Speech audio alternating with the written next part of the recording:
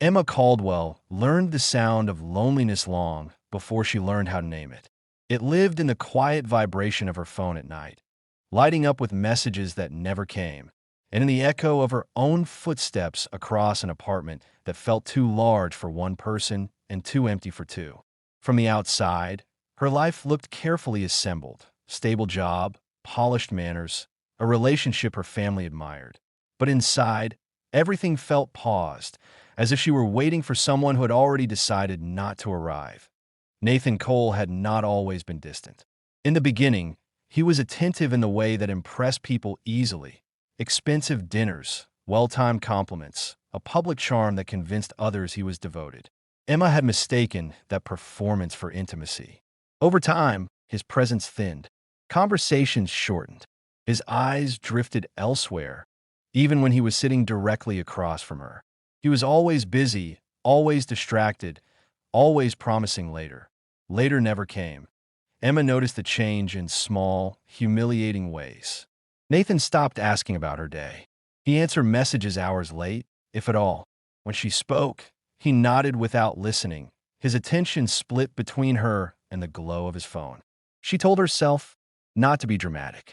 She told herself love simply matured into something quieter. Yet the quiet felt sharp, like standing in a room where the air had been slowly removed. Her mother noticed before Emma was ready to admit it. Margaret Caldwell had a talent for observation sharpened by expectation. She watched Emma during Sunday dinners, noted the empty chair where Nathan was meant to sit, and asked questions that sounded casual but were anything but. "Is he joining us next week?" Margaret would ask, her tone smooth, eyes calculating. Emma learned to answer with practiced vagueness. Her father, Richard Caldwell, said less but noticed just as much. His approval had always been restrained, his disappointment even more so. Emma felt it in the way he cleared his throat when Nathan's name came up in the silence that followed. The pressure intensified when Margaret announced a family gathering, formal, unavoidable, and attended by relatives who measured success like currency. Emma was expected to arrive with Nathan. Anything else would invite speculation, judgment, and whispered conclusions about her failure to maintain what she had been given. She asked Nathan directly, finally, on a Wednesday evening that felt heavier than the rest. "I need you there," she said, trying to keep her voice steady. "Just this once." Nathan didn't look up from his phone. "I have meetings." "You always have meetings. That's how work is," he replied, irritation slipping through his polished calm. "You knew who I was when we started." The sentence landed harder than he seemed to realize. Emma understood then that he was no longer trying. She was something he fit into his life when convenient, not something he adjusted his life for. That night, she didn't cry. She felt something colder settle in her chest, a clarity she had been avoiding. It came with questions she could no longer silence. How long had she been alone while still technically in a relationship? How many excuses had she accepted simply because confronting the truth felt worse? The answer arrived sooner than she expected. 2 days later, Emma stood in line at a cafe near her office, absently scrolling through her phone. A message notification appeared on Nathan's social media account, public enough to be seen without effort. A photo, tagged hastily, posted by someone else. Nathan, smiling too freely, his arm angled too comfortably around a woman Emma did not know. The caption was careless. The familiarity unmistakable. The world did not shatter. It narrowed. Emma stepped out of line, her coffee forgotten, and walked until the city blurred around her. Every small doubt she had dismissed now arranged itself into something undeniable. There was no dramatic confrontation, no shouting or scenes. Just the quiet understanding that she had been faithful to a version of Nathan that no longer existed. That evening, her mother called again, reminding her of the gathering, of expectations, of how important appearances were. Emma listened without interrupting, something inside her hardening with each word. When the call ended, she sat alone in the dim light of her living room and made a decision that surprised even her. She would not arrive alone. She would not arrive embarrassed. And she would not beg Nathan to pretend anymore. The plan was impulsive but precise. She didn't need love.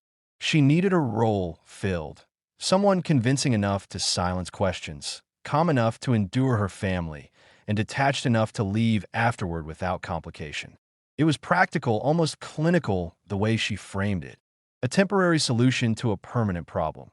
The following afternoon, fate, or coincidence, placed Lucas Reed in her path, that he stood near the subway exit, holding a sign that advertised short-term labor work. His clothes were worn but clean, his posture relaxed in a way that suggested acceptance rather than defeat. When Emma passed him, their eyes met briefly. There was no desperation in his gaze, only patience. She walked several steps past him before stopping. This was not part of her plan. But neither had anything else that led her here. Emma turned back. Lucas noticed her approach and straightened slightly, ready for rejection or negotiation. She surprised them both by speaking first. "Can I ask you something unusual?" she said. Lucas smiled faintly, curiosity replacing caution. "That depends," he replied. "On how unusual." Emma hesitated, then met his eyes with a resolve she hadn't felt in months. "I need someone to pretend to be my boyfriend for a few days," she said. "It's a paid arrangement. No complications. No expectations beyond acting convincing." Lucas studied her carefully, as if assessing not just the offer but the person making it. "And why would you need that?" he asked.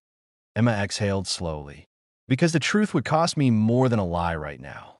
Something shifted in his expression. Not judgment, not pity, but understanding. After a moment, he nodded once. "All right," Lucas said. "Tell me what pretending looks like to you." As Emma began to explain, she felt the weight on her chest ease slightly. The situation was absurd, precarious, and entirely temporary. Yet for the first time since Nathan began slipping away, she felt a sense of control returning.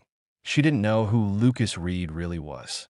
She only knew that she had taken the first step toward rewriting a story she had been quietly enduring.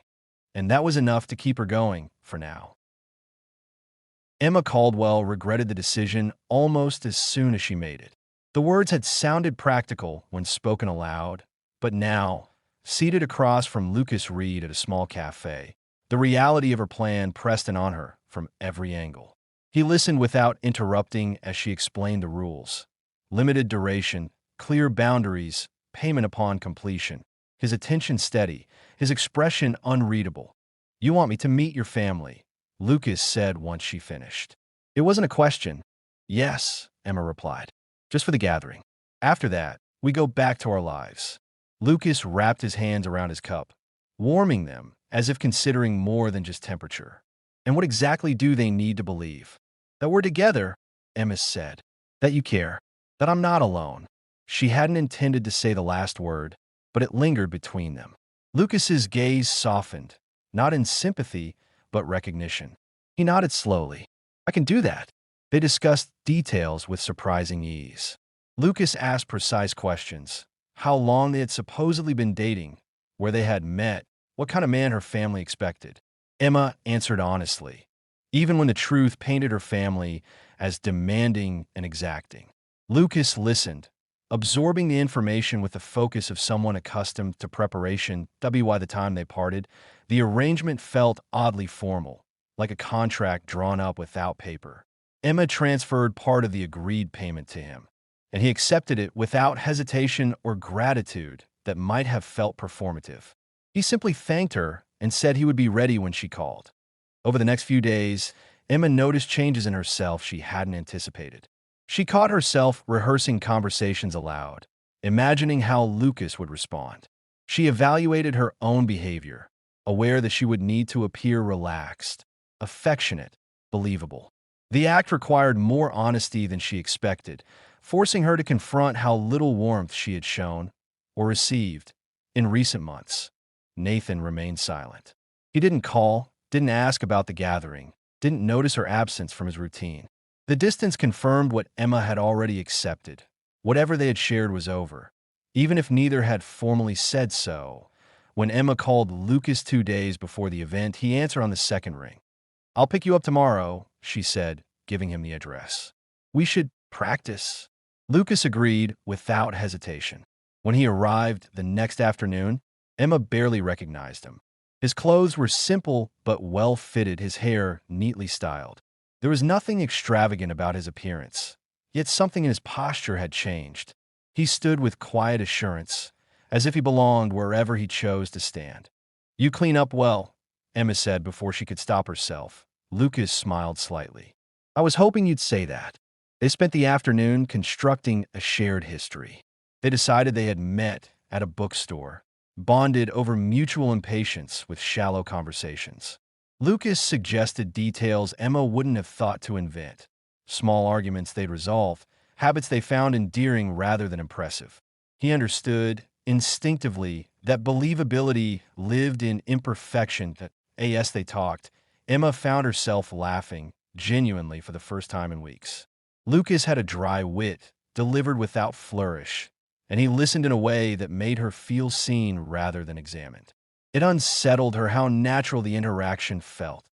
"Remember," she said eventually, sobering, "this isn't real." Lucas met her gaze evenly. "I know exactly what this is." Yet when he reached for her hand to practice a casual gesture of familiarity, the contact sent an unexpected warmth through her. She didn't pull away, but she noticed the moment linger longer than necessary. The day of the gathering arrived with relentless clarity. Emma stood before her mirror, adjusting her dress, feeling the familiar anxiety creep back in. Lucas arrived on time, calm and composed, offering her a reassuring smile that steadied her more than she wanted to admit. During the drive, he asked about her parents, not their status, but their personalities. Emma answered thoughtfully, realizing how rarely anyone had asked without ulterior motive. When they arrived at her family's home, Lucas stepped out first, extending a hand as if it were second nature. Margaret Caldwell greeted them with polite surprise. Her eyes assessed Lucas quickly, searching for markers of worth. Emma braced herself, but Lucas greeted her mother with respectful warmth, complimenting the house without excess. Richard Caldwell followed, quieter but observant. Lucas met his gaze directly, unflinching, and spoke with measured confidence. Conversation flowed more smoothly than Emma had dared hope. Lucas spoke when appropriate, listened when it mattered, and never overplayed his role. He didn't try to impress. He simply existed beside her, solid and attentive. Emma watched her parents relax, their questions easing into genuine interest. At T1 point, Margaret pulled Emma aside, her voice lowered. "He seems sincere," she said, surprise evident.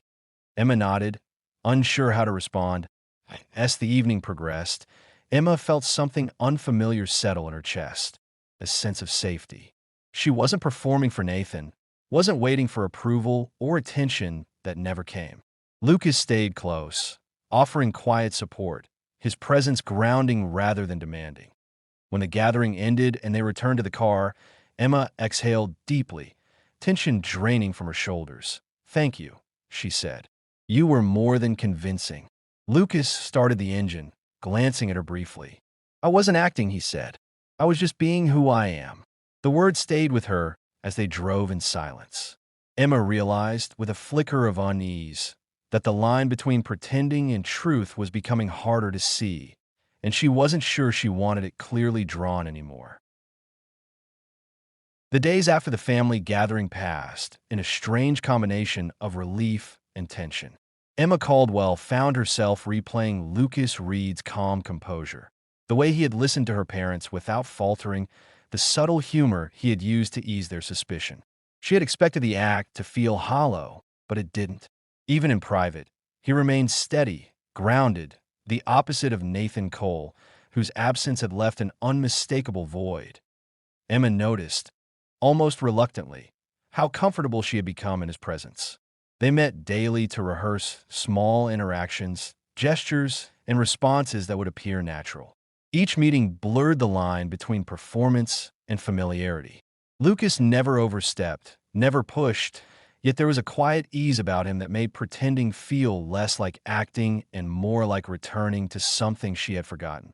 Being cared for, even in a small, controlled way. Her phone remained silent from Nathan, but she found herself checking it anyway, a habit she had not shaken. Each empty notification reinforced a truth she no longer wanted to resist. He was gone in every sense that mattered.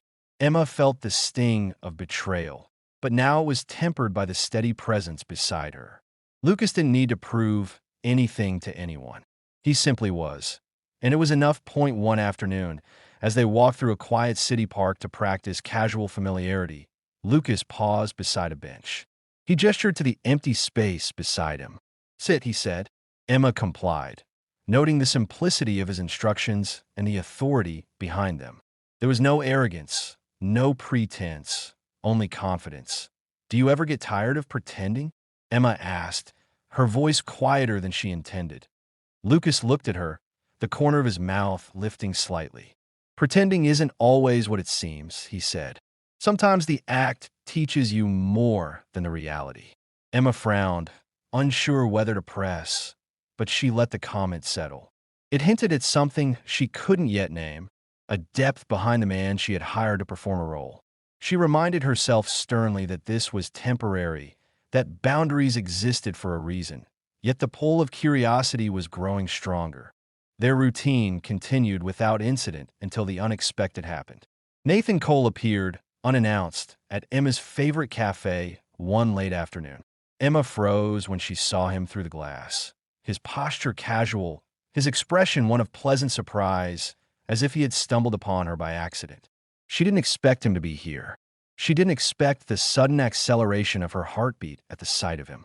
But mostly, she didn't expect how easily Lucas's presence beside her diminished the anxiety that Nathan's arrival brought. "Emma," Nathan said, voice smooth, confident, as though the days of distance could be erased with a single greeting. He didn't glance at Lucas. Perhaps he thought the man was a friend or a colleague. Perhaps he didn't care. Emma's stomach twisted with an emotion she had carefully hidden for weeks. Anger, mingled with relief that she no longer needed his approval. Lucas leaned slightly toward her, not in a protective gesture, but in a quiet assertion of presence. It was subtle, deliberate, and Emma felt herself drawing strength from it. Nathan's smirk faltered for just a moment, something unspoken passing between him and Lucas, though Emma didn't yet understand its meaning. She could see the flicker of recognition in his eyes, the awareness that this man was not who he appeared to be. Nathan, ignoring the silent tension, approached the table. "I didn't expect to see you here," he said, his tone casual, though it lacked the warmth it once held. "You look different." Emma's lips pressed together, holding back a retort. She wanted to tell him that the difference wasn't in her appearance, but in the strength she had found elsewhere. Instead, she gestured to Lucas. "This is Lucas," she said. "We're seeing each other." Nathan's eyes narrowed ever so slightly. "I didn't know you were dating anyone." "Apparently, you didn't know much about me," Emma replied softly, her voice calm, yet edged with clarity. She realized how much power there was in quiet confidence. The conversation was brief, punctuated by Nathan's awkward attempts to appear unaffected. Lucas contributed sparingly, his words measured, polite, and unassuming. Yet the man's presence conveyed authority without arrogance, strength without aggression. Emma observed Nathan's subtle shifts, his tone, his posture, the flicker of annoyance when he realized he was not in control. It was a revelation in itself. After Nathan left, Emma exhaled, the tension in her shoulders loosening for the first time that day. Lucas glanced at her, eyebrow slightly raised. "Are you all right?" he asked. "Yes," she replied, though she knew the truth was more complicated. "I think. I've never been more certain about what I don't want."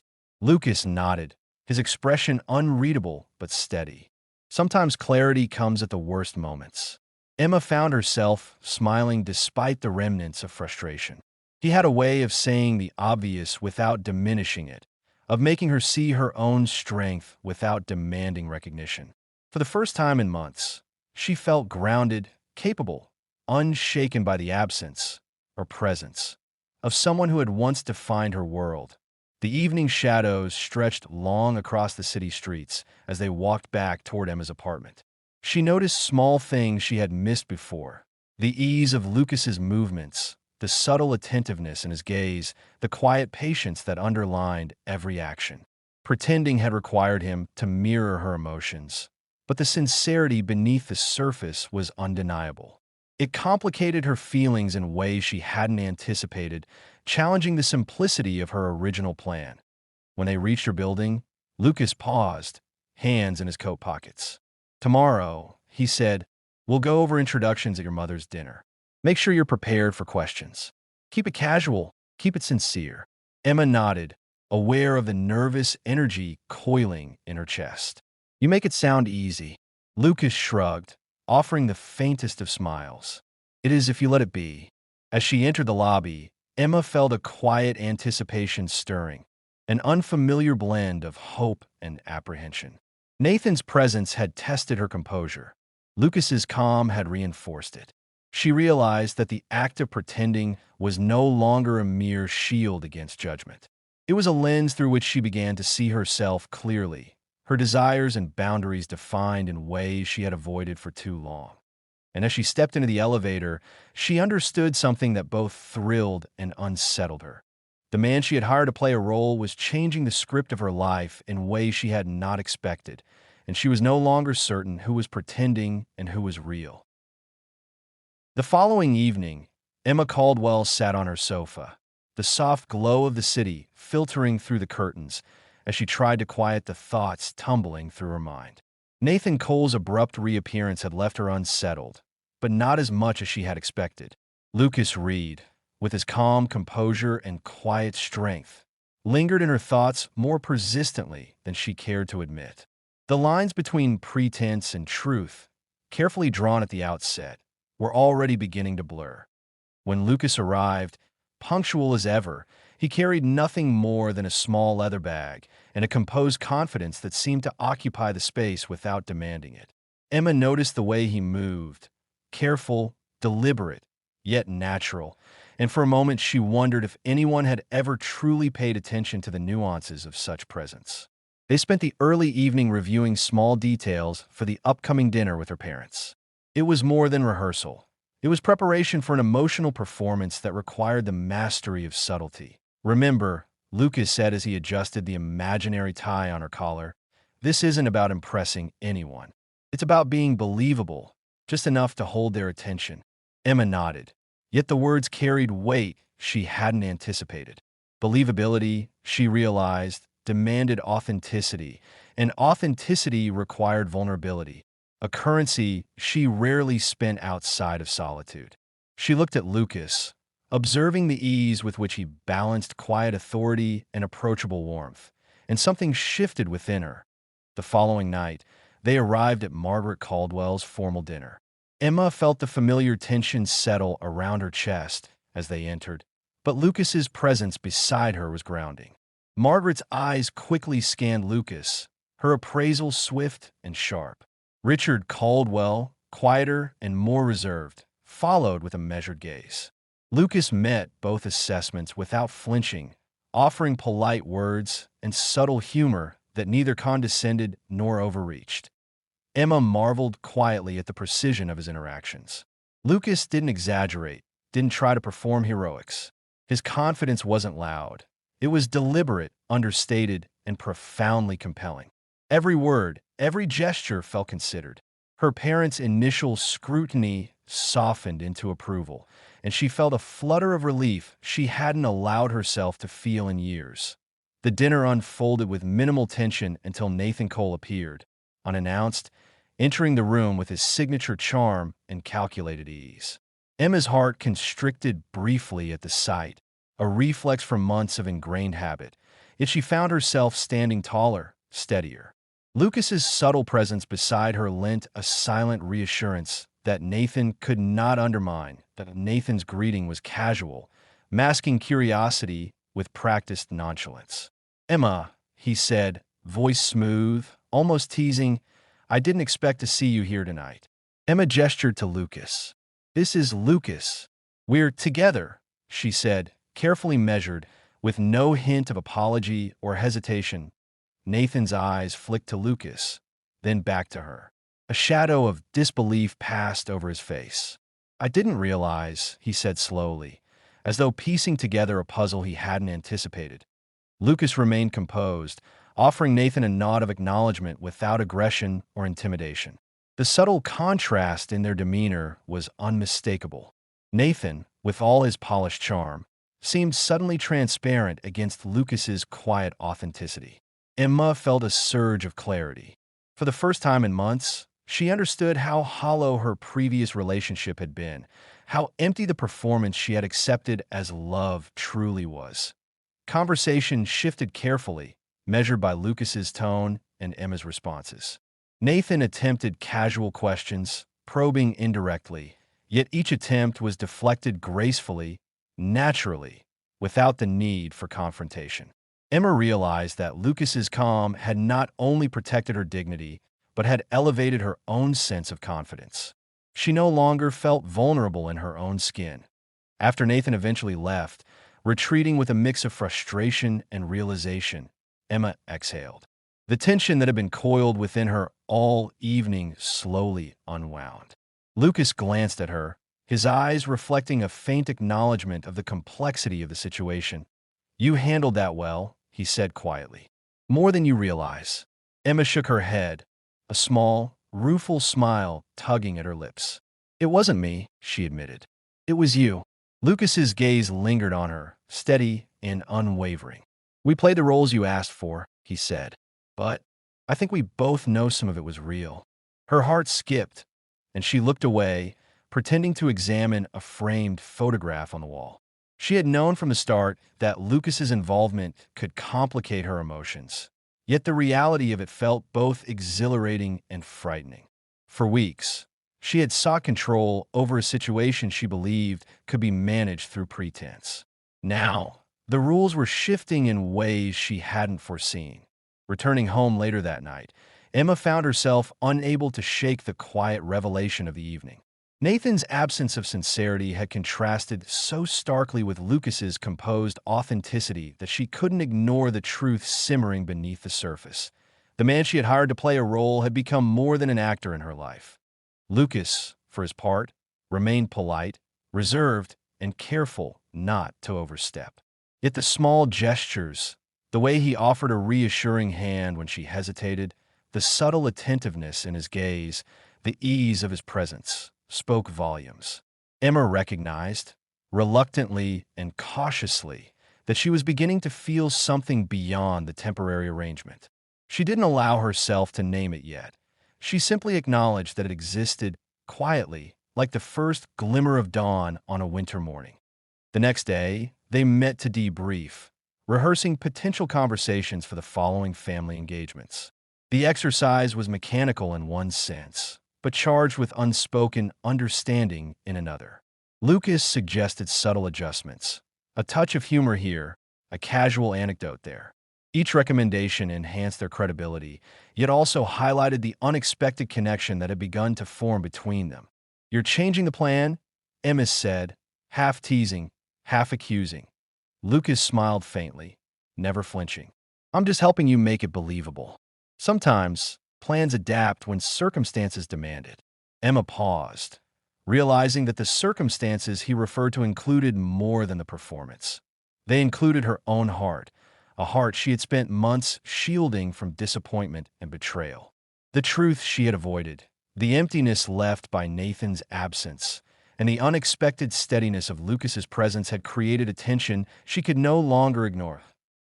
As they parted that evening, Emma felt the weight of anticipation and uncertainty pressing gently, but persistently against her chest. The arrangement that had begun as a simple, temporary fix had grown into something more intricate, more delicate. The line between act and reality had blurred beyond recognition. And somewhere beneath the careful layers of pretense, both Emma and Lucas knew that the story they had constructed for others was beginning to rewrite the story of their own hearts.